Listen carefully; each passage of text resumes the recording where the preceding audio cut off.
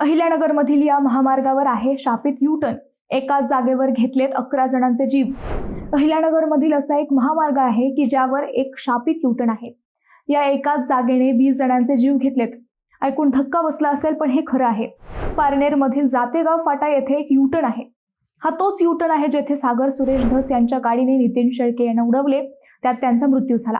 धक्कादायक बाब म्हणजे यापूर्वीच या ठिकाणी झालेल्या अपघातात 11 जणांचा मृत्यू झालाय।